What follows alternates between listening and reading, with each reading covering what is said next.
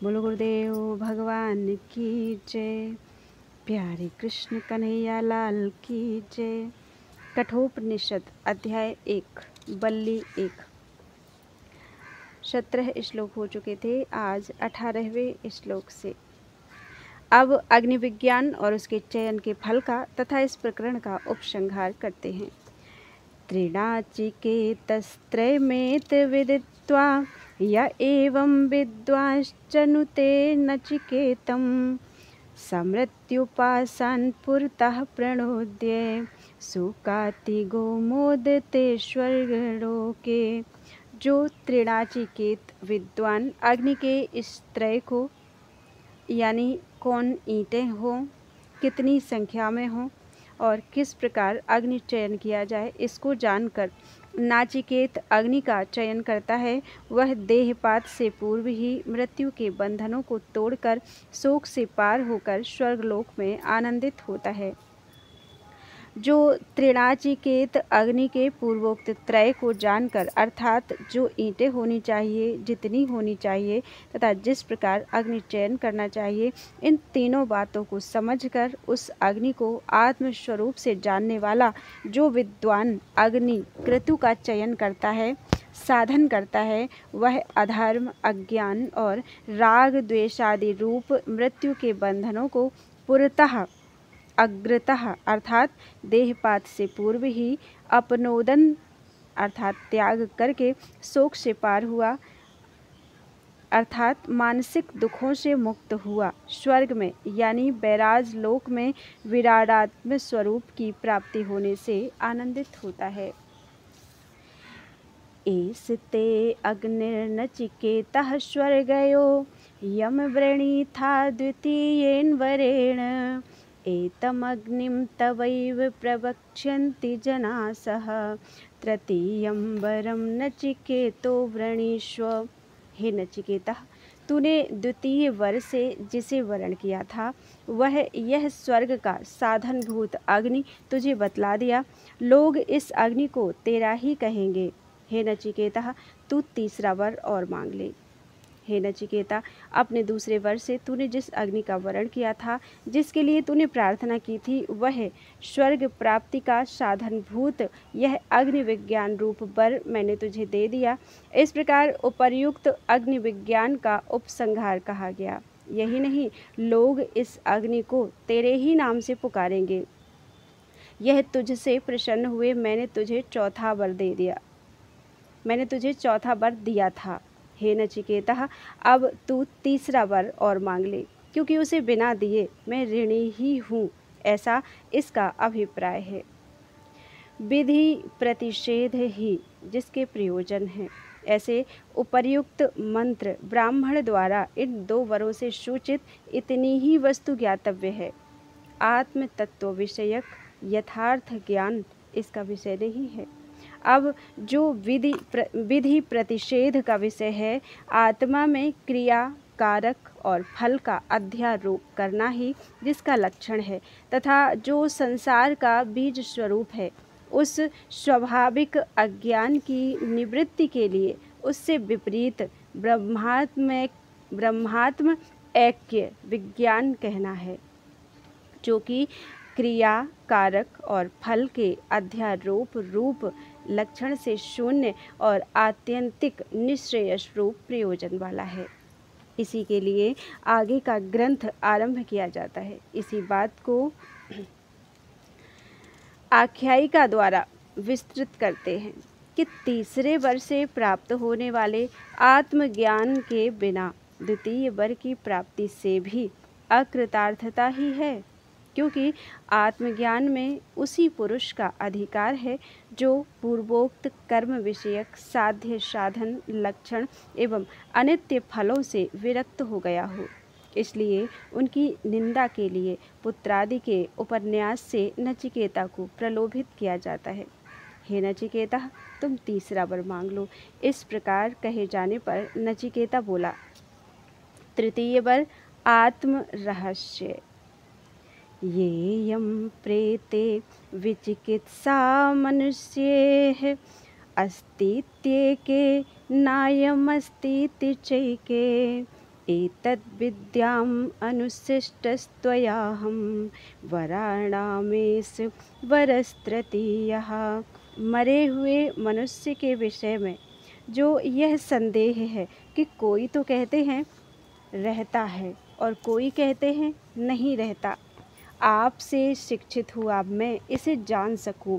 मेरे वरों में यह तीसरा वर है। मरे हुए मनुष्य के विषय में जो इस प्रकार का संदेह है कि कोई लोग तो ऐसा कहते हैं कि शरीर, इंद्रिय, मन और बुद्धि से अतिरिक्त देहांतर से संबंध रखने वाला आत्मा रहता है, और किन्हीं का कथन है कि ऐसा कोई आत्मा नहीं रहता। अतः इसके विषय में हमें प्रत्यक्ष अथवा अनुमान से कोई निश्चित ज्ञान नहीं होता, और परम पुरुषार्थ इस विज्ञान के ही अधीन है। इसलिए आपसे शिक्षित अर्थात विज्ञापित होकर मैं इसे भली प्रकार जान सकूं, यही मेरे वरों में से बचा हुआ तीसरा वर है। यह नचिकेता निश्रेयस के साधन आत्मज्ञान के योग्य पूर्णतया है या नहीं, इस बात की परीक्षा करने के लिए यमराज ने कहा।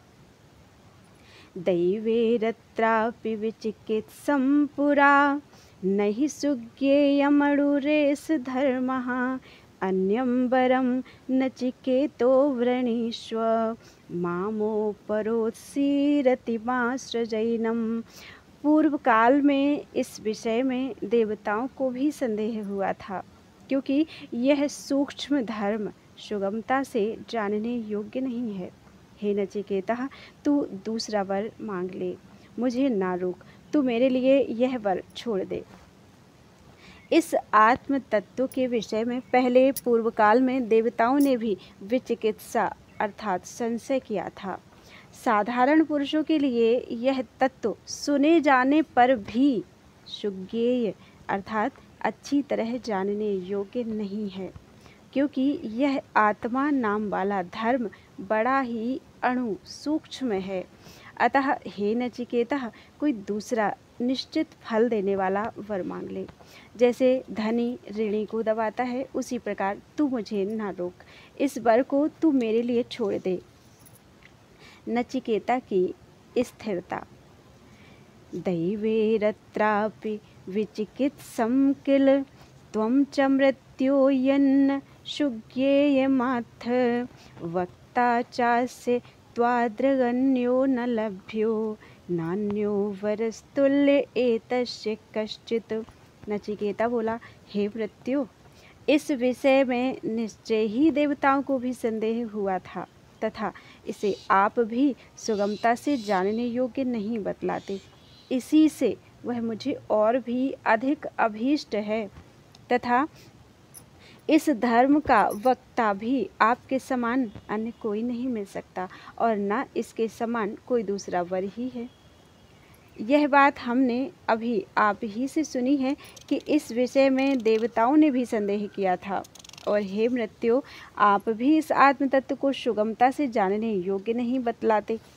अतः पंडितों से अज्ञातव्य होने के कारण इस धर्म का कथन करने वाला आपके समान कोई और पंडित ढूंढने से भी नहीं मिल सकता, और यह वर भी निश्रेयस की प्राप्ति का कारण है।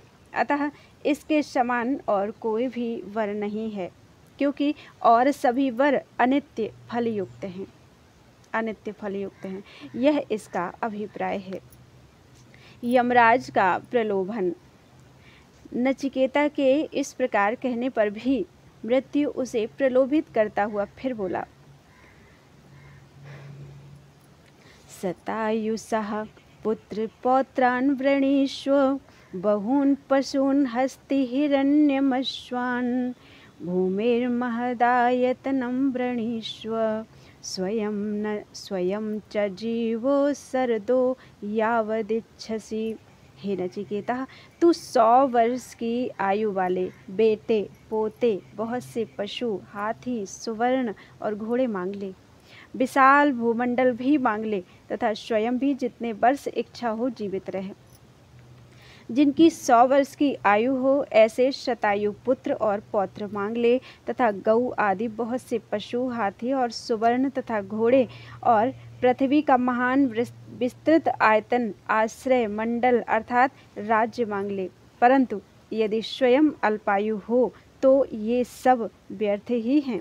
इसलिए कहते हैं तू स्वयं भी जितना जीना चाहे उतने वर्ष जीवित रहे, अर्थात शरीर यानी समग्र इंद्रिय कलाप को धारण कर।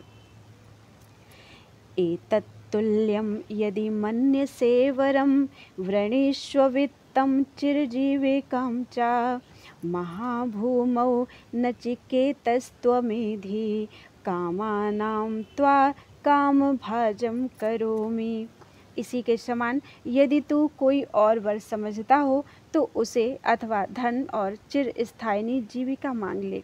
हे नचिकेता, इस विस्तृत भूमि में तू वृद्धि को प्राप्त हो, मैं तुझे कामनाओं को इच्छा अनुसार भोगने वाला किए देता हूँ।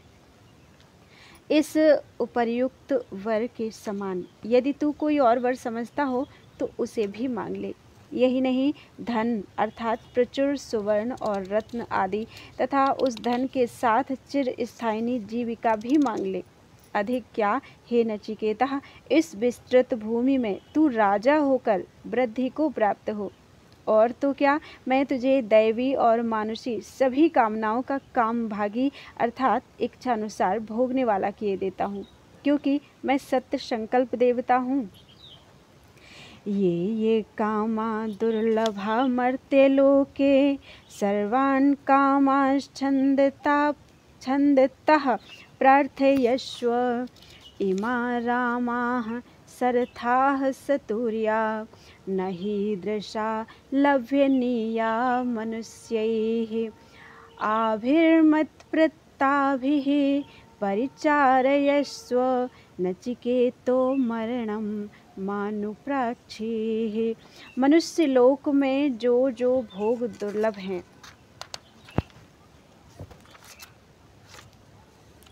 उन सब भोगों को तू स्वच्छंदता पूर्वक मांग ले। यहाँ रथ और बाजों के सहित ये रमणियाँ हैं, ऐसी स्त्रियाँ मनुष्यों को प्राप्त होने योग्य नहीं होती।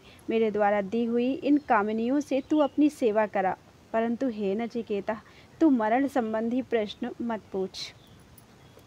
इस मर्त्यलोक में जो जो कामनाएं प्रार्थनीय वस्तुएं दुर्लभ हैं उन सब को छंदतः इच्छानुसार मांग ले। इसके सिवा ये रामा जो पुरुषों के साथ रमण करती हैं उन्हें रामा कहते हैं। ऐसी ये दिव्य अप्सराएं सरथा रथों के सहित और सतुरिया अर्थात तुरियों बाजों के सहित मौजूद हैं। हम जैसे देवताओं की कृपा के बिना ये अर्थात ऐसी स्त्रियां मरण धर्मा मनुष्यों को प्राप्त होने योग्य नहीं हैं। मेरे द्वारा दी हुई इन परिचारकाओं से तू अपनी परिचर्या अर्थात पाद प्रक्षालन आदि सेवा करा। किंतु हे नचिकेता, मरण अर्थात मरने के पश्चात जीव रहता है या नहीं, ऐसा कौवे के दांतों की परीक्षा के समान मरण संबंधी प्रश्न मत पूछ। तुझे ऐसा प्रश्न करना उचित नहीं है। इस प्रकार प्रलोभित किए जाने पर भी नचिकेता ने महान सरोवर के समान अक्षुब्ध रहकर कहा। नचिकेता की निरीहता। स्वभावा मर्त्यस्य यदन्तकैतत् सर्वेन्द्रियाणां जरयन्ति तेजः अपि सर्वं जीवितमल्पमेव तवैव बाहास्तव नृत्य गीते। हे यमराज, ये भोग कल रहेंगे या नहीं इस प्रकार के हैं और संपूर्ण इंद्रियों के तेज को जीर्ण कर देते हैं। यह सारा जीवन भी बहुत थोड़ा ही है। आपके वाहन और नाचगान आपके ही पास रहें, हमें उनकी आवश्यकता नहीं है। आपने जिन भोगों का उल्लेख किया है वे तो स्वभाव हैं, अर्थात जिनका भाव अस्तित्व कल रहेंगे या नहीं इस प्रकार संदेह युक्त हों उन्हें स्वभाव कहते हैं। बल्कि हे अंतक, हे मृत्यु, हे ये अप्सरा आदि भोग तो मनुष्य का जो यह संपूर्ण इंद्रियों का तेज है उसे जीर्ण छीर्ण कर देते हैं। अतः धर्म, वीर्य, प्रज्ञा, तेज और यश आदि का क्षय करने वाले होने से ये अनर्थ के ही कारण हैं। और आप जो दीर्घ जीवन देना चाहते हैं उसके विषय में भी सुनिए। ब्रह्मा का जो संपूर्ण जीवन आयु है वह भी अल्प ही है, फिर हम जैसों के दीर्घ जीवन की तो बात ही क्या है। अतः आपके रथादि वाहन और नाच गान आपके ही रहें। इसके सिवा किंचा न वित्तेन तर्पणीयो मनुष्यो लप्स्यामहे वित्तमद्राक्ष्म चेत्वा जीविष्यामो यावदिशिष्यसि त्वं वरस्तु मे वरणीयः स एव। मनुष्य को धन से तृप्त नहीं किया जा सकता। अब यदि आपको देख लिया है तो धन तो हम पा ही लेंगे, जब तक आप शासन करेंगे हम जीवित रहेंगे, किंतु हमारा प्रार्थनीय वर तो वही है। मनुष्य को अधिक धन से भी तृप्त नहीं किया जा सकता है। लोक में धन की प्राप्ति किसी को भी तृप्त करने वाली नहीं देखी गई।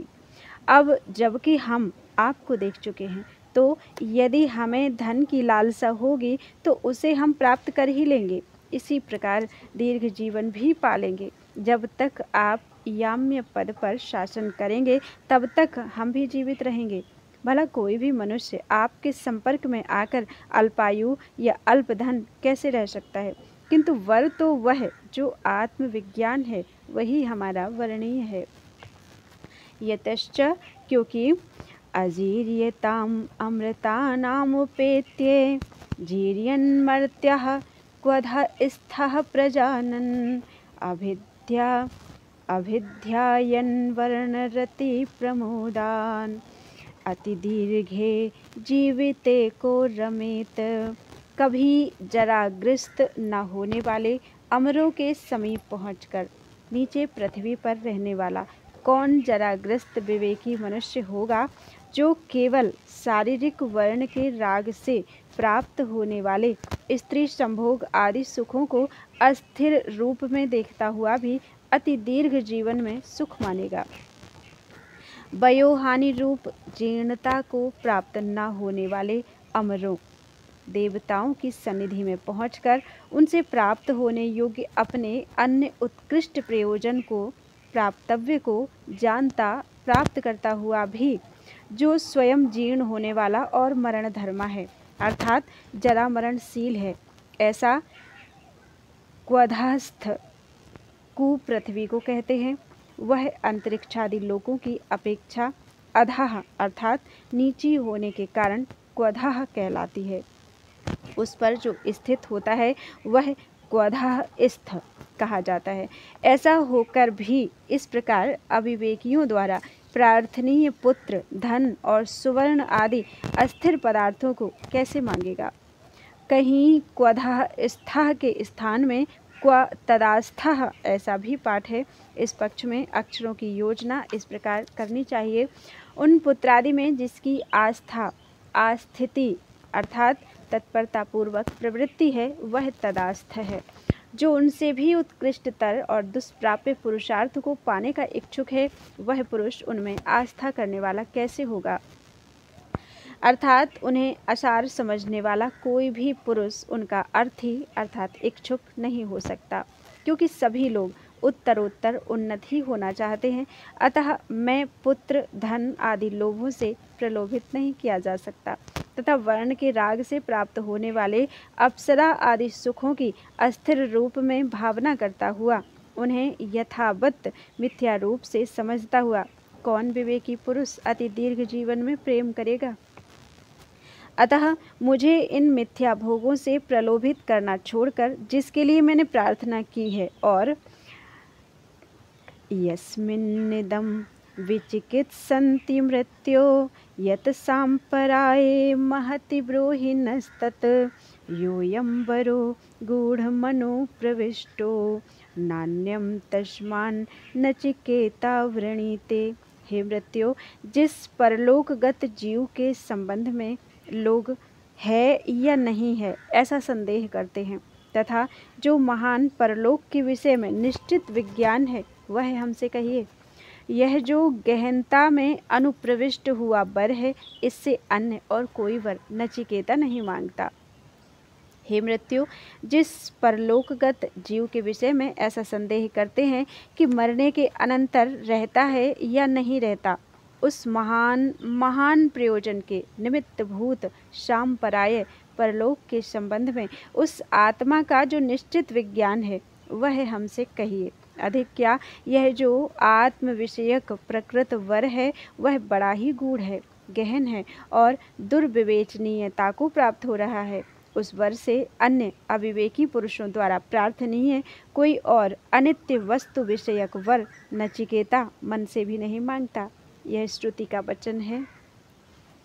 इति श्रीमद् परमहंस परिव्राजकाचार्य गोविंद भगवत पूज्य पाद शिष्य श्रीमदाचार्य श्री शंकर भगवतः कृतौ कठोपनिषद भाष्ये प्रथमाध्याये प्रथम बल्ली भाष्यम समाप्तम। बोलो वृंदावन बिहारी लाल की जय। अध्याय 1 की बल्ली 1 पूरी हो चुकी है। इसमें 29 श्लोक थे। त्वदीयं वस्तु गोविंदम तुभ्यमेव समर्पितम्।